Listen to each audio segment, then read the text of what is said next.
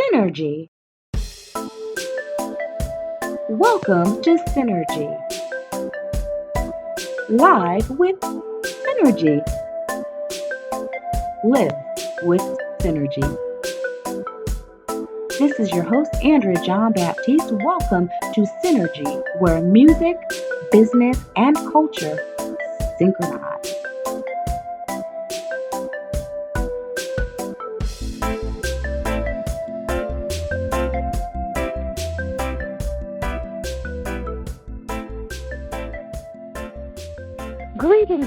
Greetings, friends, family, colleagues, collaborators, audience, and guests.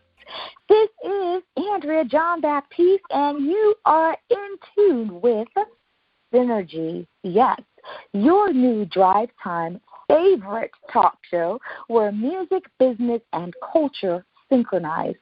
Yes, we are new to WDJY 99.1 FM, and we're excited to spend the next 45 minutes to an hour or so living in Synergy, live with Synergy, where music, business, and culture synchronize. And boy, do we have a show for you today. I'm so very excited to speak with Dion Chavis, professionally known as SHOWTIME, and he's a hip-hop DJ dad who is shaping the future, y'all. And let me tell you, such an interesting personality, dynamo, visionary, leader, dad, DJ, like I said before, that you want to turn up your volume, okay, and stay put as we speak with Dion Chavis, a.k.a. SHOWTIME. Welcome, SHOWTIME. Thank you. Thank you for having me. I appreciate it. Glad to be here.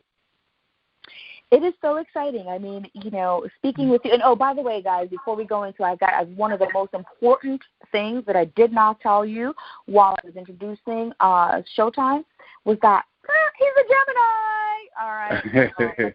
Yeah. Us gems, we just got to shout each other out and Absolutely. Understand. So, today, while you think you're listening to two people, you're probably listening to four, maybe six. Yes. I don't know. It's actually 18 people. Yeah, it's definitely a total of 18. See, he knows what time it is. Dion, tell us about your work in media. I mean, I know you have been around the block sometime, and, you're currently with WQOK and from 7 to midnight, Monday through Saturday. Tell us about that, how long, your shows, the markets. Tell us about the current show that you host. Sure. So this is my 18th year in radio. I've been in radio since 2000. So I've been in this business for a very long time. Like you said, I'm the night host on QOK, K97.5 in Raleigh. This is my 8th year here. I did 10 years of radio in Virginia. Started off just doing, just part-time fill-in work and grind work and trying to find my position, and then moved on to doing nights in Raleigh for a couple of years, and then I ended up with a morning show, a very popular morning show in Hampton Roads, in the Hampton Roads area of Virginia, called the Talk of the Town Morning Show. Did that for a couple of years, and I moved to Raleigh because this is where my daughter was. My daughter and her mom had moved here at the time, and I wanted to be closer to my daughter, and I felt like I needed to be there and be a part of her life. And God just blessed me with the opportunity to get a job in radio. So I started off here doing part-time work and doing fill-in work, just like I did in Virginia. Did that for about 5 years and got promoted to doing the night show 3 years ago. And ever since then, we've just been kind of rocking and rolling. Number one night show in the market, number one overall rated show in the market. Just doing our best to put numbers on the board and give these people what they want. So we give them an entertaining, fun, exciting, upbeat, up-tempo night show. Every single night we go in and do what we have to do, and it's definitely producing results. And I'm just happy to be here, happy to be on the radio still. Radio folks are a dying breed across the country, but just been a good space. Sure sounds like you have had a very exciting and robust career in radio. And yes, you're right. We are dwindling. And, I'll just say this to you. I think I may have said this to you offline, but I want to be like Showtime when I grow up. Number one rated show, number one nighttime. In terms of those numbers, for sure, Showtime. That's excellent. Hats off to you. Thank you. You mentioned that your current position came out of your family's needs, really, and your desire to be directly involved in your daughter's life. Tell us about your fatherhood journey. And, when I introduced you, I told folks that you were a DJ dad shaping the future, and they're probably like, huh, what do you mean? So tell us about that. I'm going to ask you to define what that means and the work that you've done in the whole area of fatherhood initiatives. Sure. So my journey is, a very interesting journey. My daughter's mother and I, we were together for about 3 months before she got pregnant, and we broke up when she was 6 months pregnant. So we decided to go our separate ways when she was 6 months pregnant. But even though we weren't together, even though we weren't in a relationship anymore, I decided there would be nothing that would keep me away from my child. I'm a firm believer that death is the only thing that should separate a parent from their children. So at some point, after my daughter was born, my daughter might have been about 6 months, the mom decided to move from, she was living in Hampton, Virginia at the time, and she decided to move from Hampton down to the Raleigh-Durham area in North Carolina. So we would go back and forth to court. We fought it out in court for, quite honestly, a good 12 to 13 years. In those early days, in those early days, we were fighting for joint custody and visitation, a lot of things that, when you break up with someone, a lot of the standard things that people fight over, because as parents, you want to be in the life of your child. And as a father, particularly, it can be a little bit difficult because the courts don't always value us as parents. The courts don't always value us as having an equal role in the life of a child. So as hard as we try to work to be a part of that child's life, a lot of times the court system is fighting against us as opposed to making it easier for us to be a part of the life of our children. So I made a point to stand up for my rights as a father, to fight for my rights as an individual who cared and who loved my child and who didn't want my child to be raised without me, who wasn't going to allow my child to be raised without me. So we did, every other weekend visitation.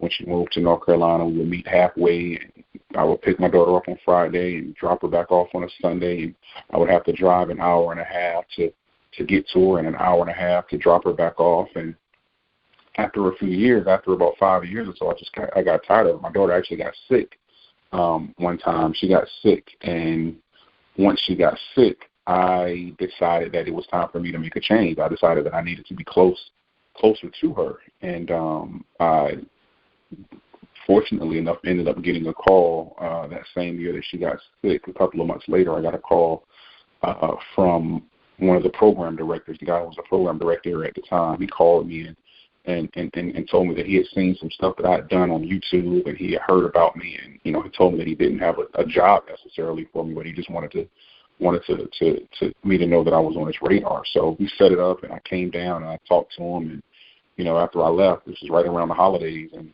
2009, I believe. So right around this time, actually. So I came down and I talked to him, and, I left out of that meeting. I said, well, I'm going to move.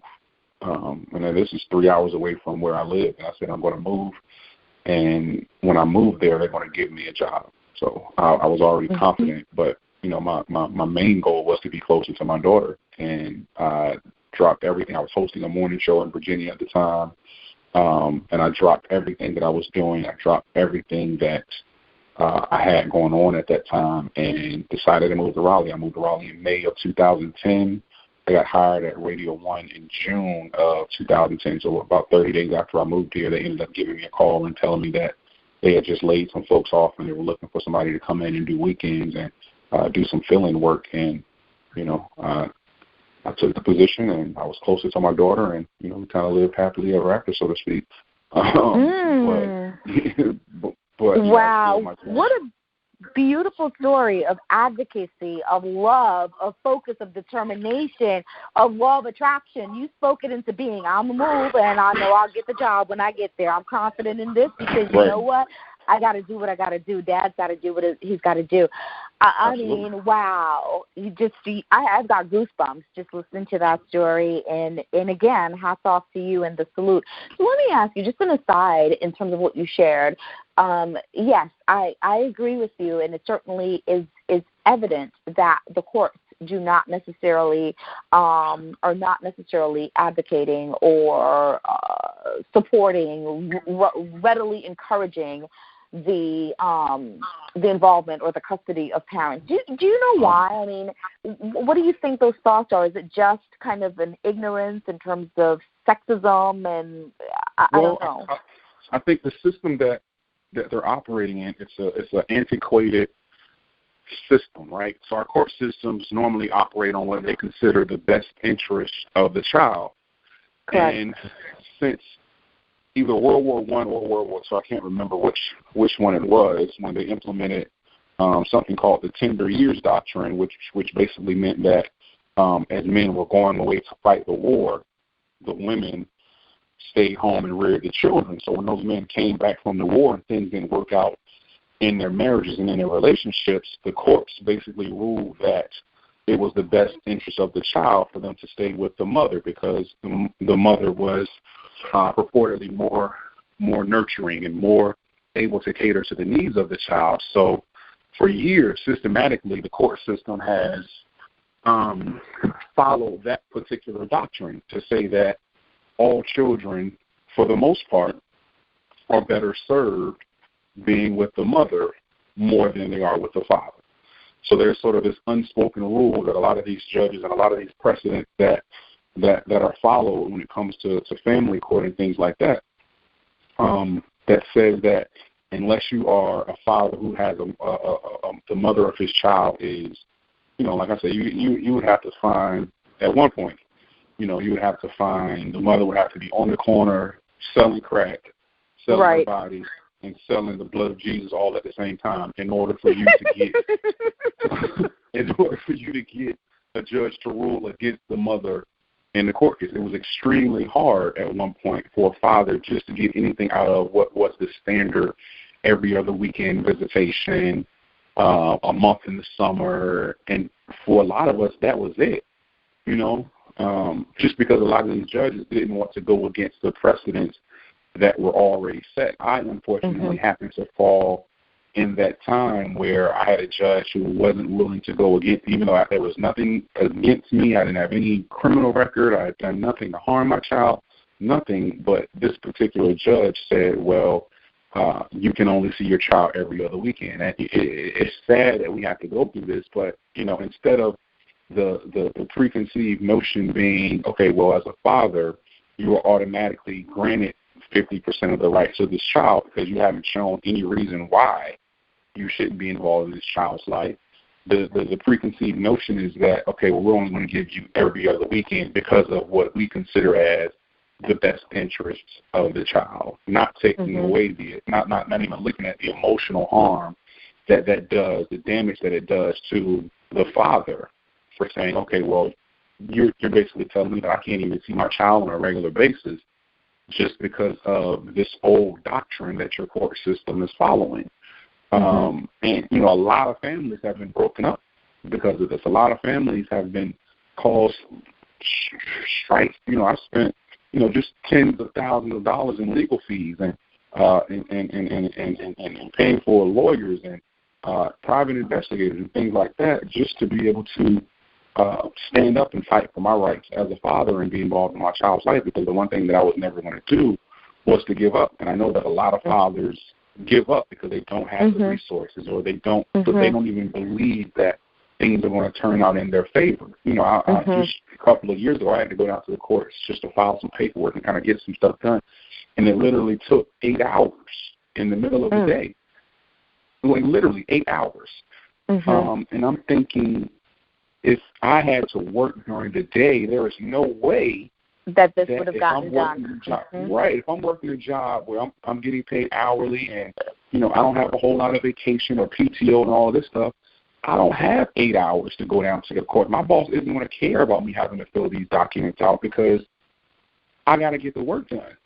And not only that, but I still got to pay child support. So if I don't work, if I miss 8 hours in a day and I'm paying child support, then what is my check going to look like? So for the average man who doesn't have a lot of the same resources that, some of us have, it's hard. And I think there needs to be some policy changes made. I think there needs to be some changes within the court system that gives fathers who are trying to actively be engaged in the life of their child just as many rights as the mother. I tell people all the time, it's easier for a father to go down to the courthouse and say, I want to relinquish my rights as a father than it is for a father to go down there and say, I want to be involved in my child's life, and me and the child's mother aren't together anymore. And that has to change. It has to change. Yes. Wow. Good word.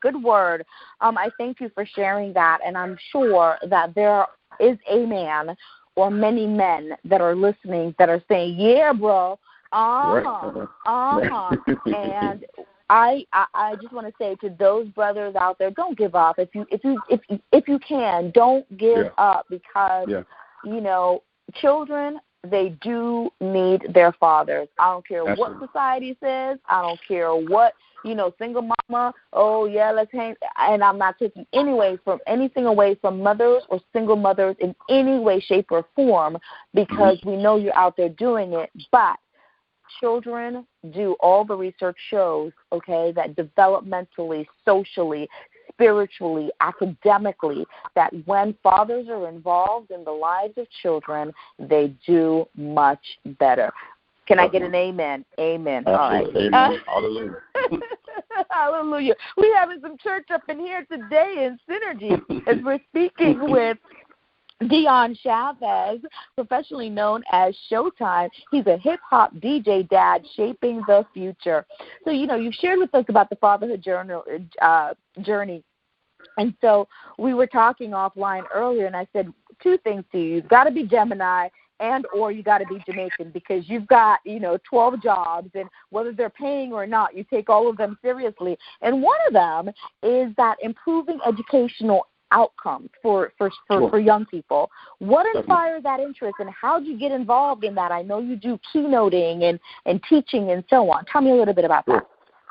So my journey in teaching and facilitating and doing keynote workshops and things like that, it's one of those things where I don't really know where to pinpoint it or how to pinpoint it.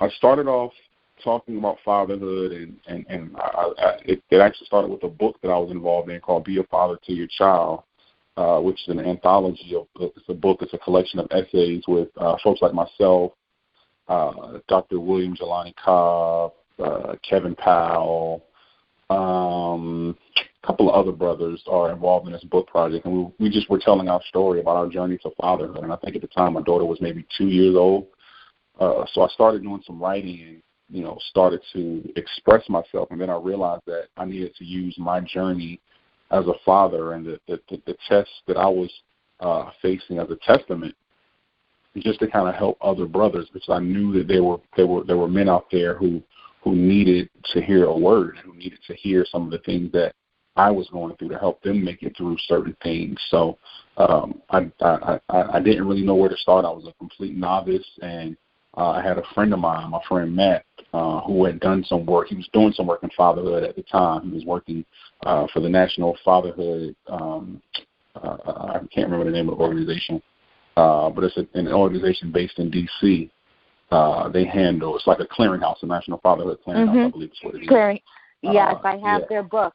Yeah. I think it is the clearinghouse, because they have that wonderful book that they put out. Yes. Right. So that was my friend Matt was working with them, and he kind of suggested that I start doing workshops and putting some presentations together. And I started just traveling and going to different conferences, and I went out to California, and I did some stuff with Fathers and Families Coalition of America. That was my first workshop that I did in California. I didn't really know what I was doing. I didn't have any idea of how to conduct a workshop or what But I went out there and people loved it. They loved the content, and I talked about how fathers could use hip hop and the history of hip hop, and the relationship with fatherhood. So I talked about records that Jay-Z made, talking about his relationship with his father, and records that people like Beanie Siegel and Naughty by Nature made about their fathers, and the feedback was really great. And I just decided that I would go along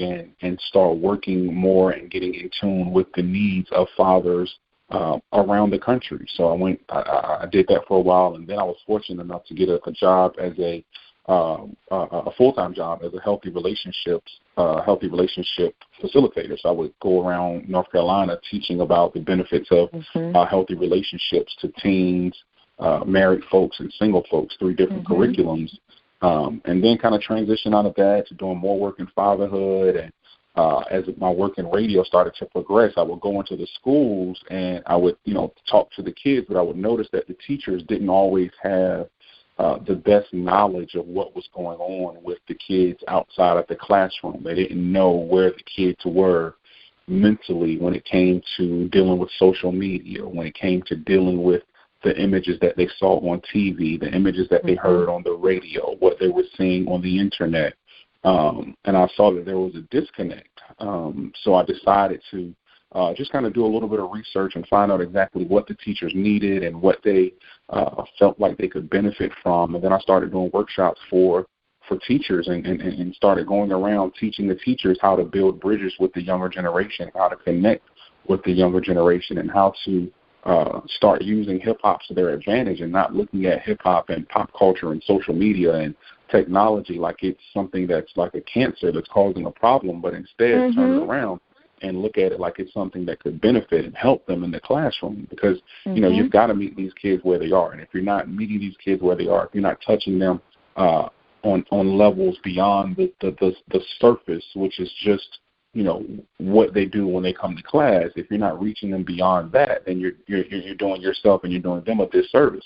And I think so many teachers they get frustrated and they get into the school system and they teach for 6 months, they teach for a year or 2 years, and they just say, oh, I can't do this anymore. I can't deal with these kids anymore. But the reality is that a lot of them aren't equipped with the tools to build that connection and build those relationships that the kids need to help them get through certain situations and to help them become lifelong learners.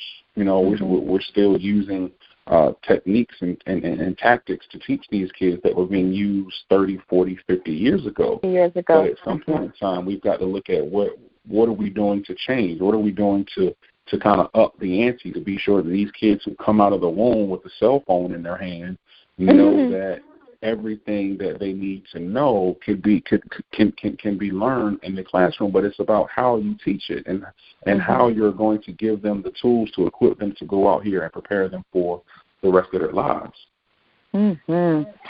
Wow, talking pedagogy today with Dion Chavis. I mean, we're all over the place in terms of where music, business, and culture synchronizes today, and I am loving it. We're talking about fatherhood and the importance of that, right? Because we know if we want to develop strong children, we need to have strong fathers strongly involved in their lives. We also know that, hip-hop is a tool, and I've always believed that, and I'm with you on that Showtime, because I'll tell you something. When I do workshops with young people, I always almost incorporate hip-hop. Now, the challenge is that Massey is getting a lot older, and so, and the new songs, okay, I'm about to throw down a gauntlet here. This mumble rap stuff, I can't use it in my teaching. It's not working. So I need to. Well, here's the thing. I always like to push back on that, because a lot of times the older generation, and that's people who are, I'll say, 35 and up, we kind of like to diss the mumble rap. But I tell people all the time that Old Dirty Bastard was the father of mumble rap. Oh, my goodness. Right? Oh, okay. I stand corrected. I got a little egg on my face today, because you know what? I never thought of that. But, yes, ODB was the father of mumble rap. If you look at people like DOS Effects, they weren't bump stiggity bump stiggity bump. Those aren't actual words. Like, those weren't words. Those were things that they were just phrases that they created. True, and I could probably rap that whole right, song. right. So, ODB said it best. Like Wu-Tang was for the children. It was for the kids of that generation. So when you look at the Migos, or when you look at Young Thug, this is, we could consider this generation's version of that. You know what I mean? Yes. It's just our ears aren't trained to listen to it a lot of times, just like our parents' ears weren't trained to listen to Wu-Tang. You know what I mean? Yes. That is so true. And, to your point, and I'm glad that you pushed back on that. We got some synergy here, guys, because you know what? For us to synchronize, we want to talk through the issues and reframe the concepts. And I appreciate that, because just yesterday I said to my husband, as we look at growing the show and our audience and talking to folks, we have to start listening to even newer music, even things that we may not be as open to, and I may initially take them as assault on my eardrums.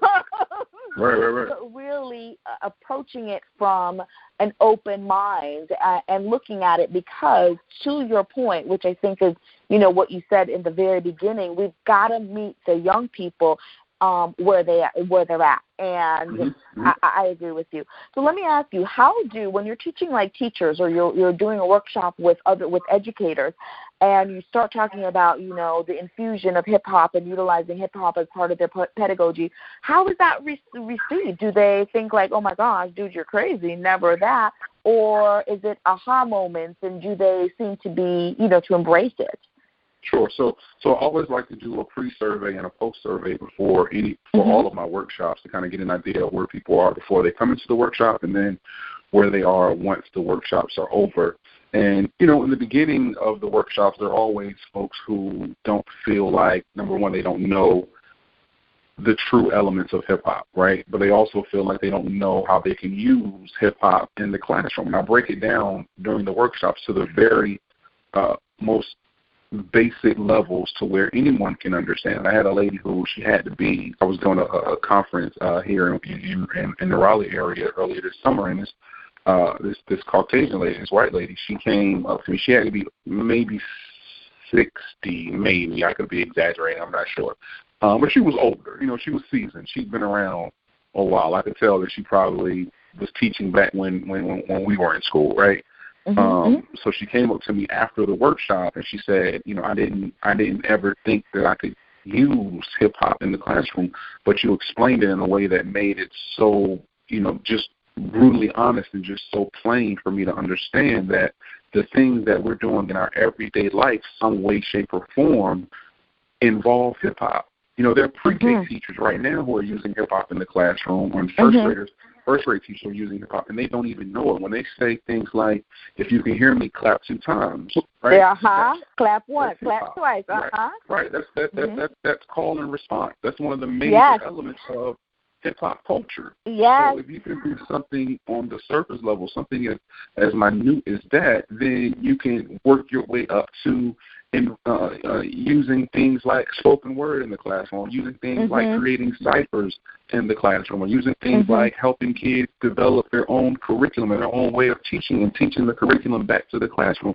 All of those are elements of hip-hop and involving co-teaching, and as a co-teacher, you're the hype man in the classroom. That's nothing but hip-hop. That's all it is. So, I think people get a lot out of the workshops. They get a better understanding of what the true elements of hip-hop are, and the importance of using those things, and meeting the kids where they are, and using the hip-hop pedagogy, hip-hop that's based on a pedagogy, I should say, that's based on hip-hop, and seeing how effective it can be, because these kids, they learn differently than we learned 25 years ago, because they're exposed to different formats.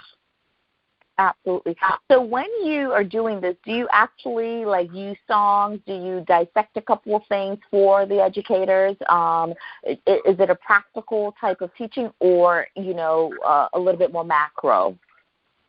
It's a little bit more macro. I like to give them resources so they can go out and do the research for themselves. Like I don't want to give them every single thing, but I particularly I like to give them artists that they should be looking for and that they should be aware of, right? I tell people all the time that, when I go into these workshops, I tell especially my parents and my mentors that I deal with, if you don't know who Lil Uzi Vert is and you're coming in contact with children, then you're already losing.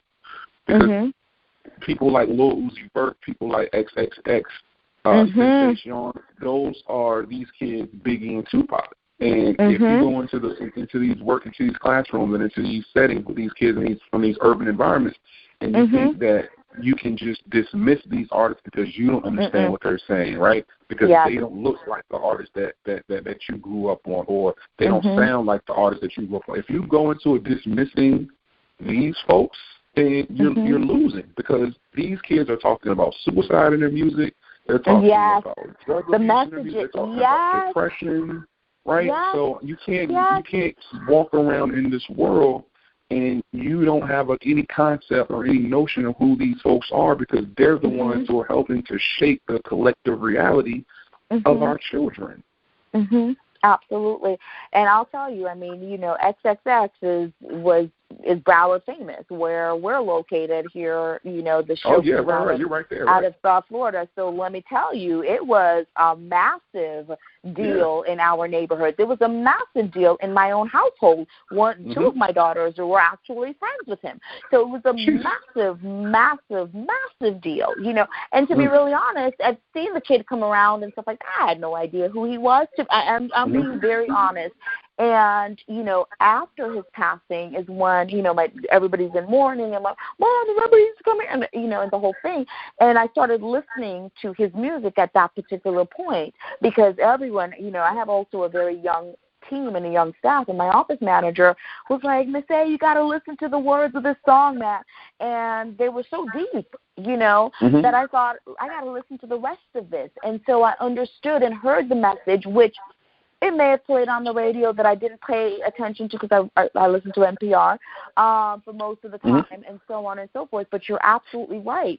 I did not recognize the value of this, and he was local to us here, and the impact that he had on youth across the nation, and if not the globe. So, to your point, yes. Yeah, and not only that, my daughter is 14, and I was with a group of kids when the announcement was made that he had been murdered. And the crazy thing is we were just talking about him maybe 15 minutes before I got the alert on my phone, and I had never seen a group of teenagers so sad in my life, right? Including my daughter. My daughter cried, like she was in real tears. And I talk about this in one of the speeches that I give.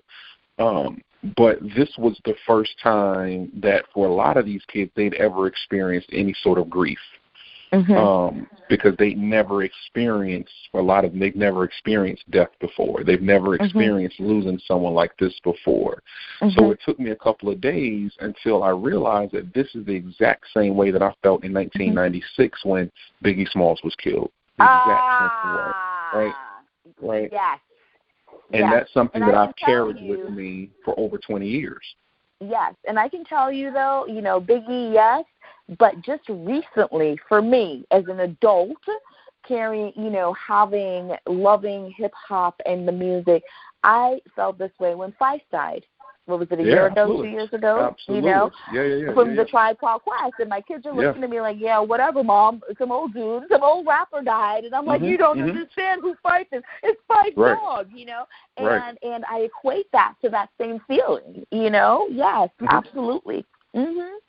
Yeah, I mean, we're huge Tribe fans in my house. Like, my wife is probably the biggest Tribe fan. And that's something that hit us hard. Like, I tell people, Prodigy from Mon Deep died on my birthday. And I was having lunch with my family, with my wife and my daughter. And I cried real tears that whole day. You know what I mean? Like, I was in mourning that whole day. So again, we lose these people because they're a part of our lives. So if we aren't going into this thinking that these rappers are a part of these kids' lives, then we're mistaken. Like, I grew up on Mobb Deep. I grew up on Tribe. So just as one of them dying, what hurts me, like when Jay-Z dies, I don't know what I'm going to do. so because Jay-Z has shaped so much of my life, right? Mm-hmm. So just imagine. Well, listen, today we're celebrating, though. The Caribbean world is celebrating the release of Buju's free, Bangtan. right. Buju's free, right. And look at how much that impacts us. Yeah. You know? Yeah. So it's the same thing with the kids, and we have to go into it with an open mind of thinking how these artists and these images that they see affect them, and not be so critical because the content is not what we want it to be, right? They're kids, and Nicki isn't saying anything that Lil' Kim didn't say 25 years ago. Lil' Kim didn't say anything that Betty Wright didn't say 15, 20 years before her, or Shirley Murdoch, or Azzy Lay, and all of these things. It's just a different time, and this music is for the young people, and it's just their time to have it, and we have to be there to guide them and mold them, and to kind of let them know what's real and what's not real, and how to navigate this world outside of what they see on World Star Hip Hop or what they see on the internet. But just let them have it. just let them have it, and just be there to monitor it and know what's going on, and have conversation with them about it. I tell people, like, hip hop is a huge conversational tool, and it's one of those things that can be used to teach so many things.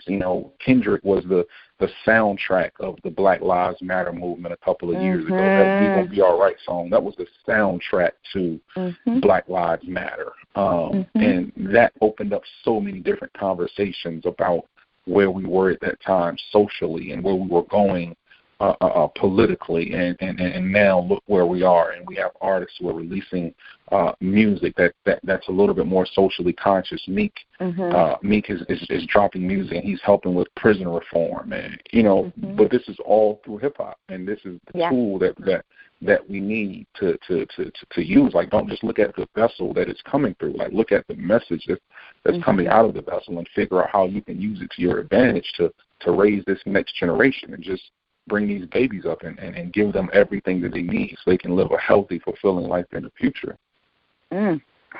A good word from our hip-hop DJ dad, who is definitely shaping the future, Dion Chavis, also known as SHOWTIME. He is well-known in the North Carolina areas on WQOK from 7 p.m. to midnight, Monday through Saturday. Dion, just give us a moment for our break. Let's hear from our sponsors. For the past 12 years, Axum Management Capabilities has helped individuals, businesses, and municipalities move from capability to actuality. Our team of experienced business developers will help you to start and grow your business. Let us help you create your business or strategic plan. We'll create with you a responsive marketing campaign that gets you results. How about a new look or a brand makeover? Need a grant written for your nonprofit? Or how about having a corporate event planned? Well, visit Axum HQ or call us at 954-742-9166 to get moving from capability to actuality. Axum Management Capabilities, your full-scale business development firm.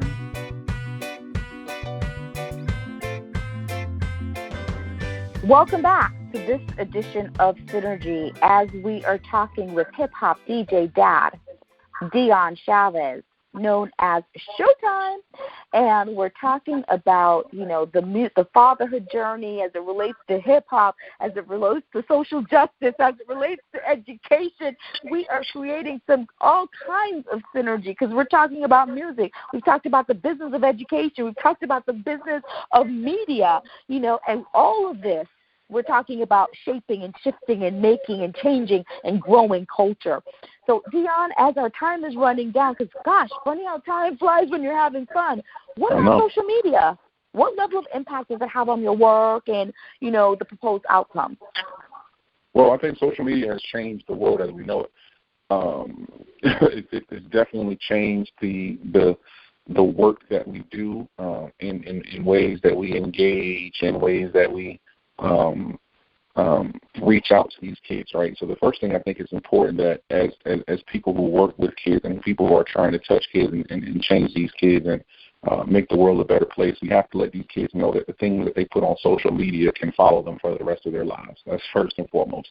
We see what's going on, what happened with Kevin Hart with the Academy Awards recently, and we see that, a lot of the things that we post. And I've been a proponent of preaching this to my daughter for years. Like, the things that you put on social media are going to follow you forever. Ever. So you can't post anything that's stupid, anything that's dumb, because college recruiters, jobs, people who are interested in giving you money down the line, they're all going to look at your social media. So we have to do a better job of teaching these kids to be more responsible with what they post. And, I think social media is still fairly new. And I think we have to get a better understanding of the tools that we need to help the kids make better decisions with social media. But as adults, we also have to get familiar with the social media, like not just the basics of Instagram and Facebook. Like, we have to know about the Snapchats, and we have to know about the WhatsApp. And, you know what I mean? Because gone are the days when you just hop on MySpace and you see who's in your top 8. Like, this is a whole different world, and if you're not up on it, I hate when people say, "Oh, I'm not good with social media." And I'm like, you have 5 kids. You have to. If you're not good with it, you have to figure out how to be good with it, because you need to be sure that you're monitoring everything that they're doing, because there are people out here who are taking advantage of these kids. Who are, these minds are still not fully them shaped. to stuff. So, So we have to do a better job of keeping track and keeping tabs on the social media of the young folks, and just making sure that we are providing them with everything that they need as far as the guidance. As parents, a lot of times we kind of let that go over our head because it's not something that we're familiar with, and we miss out. We miss out on opportunities. We miss out on opportunities to teach them about certain things and to learn different things from them based on what they post on social media. Who are you friends with on social media? What are you all discussing on your social media? Is anybody in your direct messages that shouldn't be there? Those are all things that we need to be sure that we are on top of all the time, because a lot of times these kids spend more time on their social media than they do in the classroom. When you look at the number of hours in the day, these kids are attached to their phones, they're attached to their devices. So we have to be sure that we're giving them the direction and the guidance that they need to stay on top of things when it comes to social media, when it comes to who they are on social media and the things that they're exposed to. Absolutely. Good word. I completely agree. And it is a tool, and like with every tool, we can use it for the good, we can use it for the bad, we can use it for the mediocre. Good word. And you know what? Let me just say this, because we are on an urban station in an urban market. So Black folks, get it together, okay, and get involved and take a social media class, even if it's on YouTube, and learn. Because you know what? These kids, we think that, I'm on Facebook, and Dion, you're so right. They're not on Facebook. They're on Instagram. They're on Snapchat. Do we know about Tinder? Because you got some of them that's trying to get on Tinder too. So are you aware of what's going on, and what apps do they have on their phone? And on another note, as we talk about music, business, and culture, Black folks, especially if you are trying to promote your business or do something, I hear this a lot with some of my clients in particular will come, I don't do the social media thing too much. Well, you know what? You are missing out on significant market share. Okay? Significant market share. I used to tell folks, I'm only on Twitter because I do business on Twitter. And for a long time, we did a lot of very good, we still do, but a lot of very good business on Twitter as well, And so it's important that we stay in line and be synchronized and aligned with progress, particularly in technology. Dion, last question, because we are running out of time. Or last 2 questions for you. What would you tell a young person who's looking at becoming, a professional DJ? What do you have a tip or 2 for them? I would tell them to, number 1, learn the craft and be sure that they are knowledgeable about the craft beyond just what's on the surface, and I would also tell them that relationships are everything. Relationships are very important. Don't burn bridges. Find you a mentor. I think mentors are hugely important. Find you somebody who's been in this business for a long time, and just not necessarily bug them to death, but build a relationship with them to where they can teach you everything that you need to know, because the knowledge that you're going to get from somebody like myself, somebody like UA, who's been in this game for a while, is invaluable. You know, you can't put a price on knowledge, and there's folks out here willing to share knowledge and willing to give their knowledge away. Like, I give my knowledge away. I have interns come in all the time who I just give them jewels. Like, here, just take this with you, because I feel like you could benefit from it more than I could. So just take it and run with it and do whatever you need to do, because I want to see you do better than me. I want to see you go to the next level. I want to see you go from a medium-sized market number 42 like Raleigh, and then go into market number 1 like New York or Chicago or Philly or DC or California, and just, you know, find somebody who's willing to pour into you and take it serious. Absolutely. Learn the craft and get mentored. And last but not least, and a very important question, how do we book you? How do we contact you and stay in touch, either for, you know, fatherhood initiative, member of the media, or a combination of both? Absolutely. Well, feel free. You can book me. You can shoot me a message on social media. On social media, you can hit me at The Glad Dad, TheGladdDad. You can like The Glad Dad on Facebook. I would definitely appreciate that. Or you can just shoot me an email. My email is Dion, Dion.Chavis, Chavis @gmail. That's Dion, Dion.Chavis, Chavis @gmail.com. Awesome. Wow. It's our time, guys. I mean, we could spend, Dion, I would like to invite you back in the near future to give us some more good words about, you know, the industry, as well as about fatherhood and so on. And we just thank you so much for your time. Many, many blessings as you go out and you continue to be that super hip-hop DJ dad who's definitely positively shaping the future. Many blessings, Dion. Thank you. I thank you. I thank your listeners for putting up with me for the last 45 to 50 minutes and letting me tell my story. I'm just honored to be able to sit with you guys and talk with you all about just a small piece that I'm doing to change the world. And I just thank y'all, and I just appreciate y'all taking the time even to have me on the show. Thank you. That's our time. That's our chat. Now it's time to call it a wrap. Tune in next week at 5 for another episode of Synergy Live, where music, business, and culture synchronize. Until then, hit us up online at livewithsynergy.com. Synergy is a production of Black Iowa TV. Synergy is brought to you by Axum Management Capabilities. www.axumhq.com. That's AXUMHQ.com.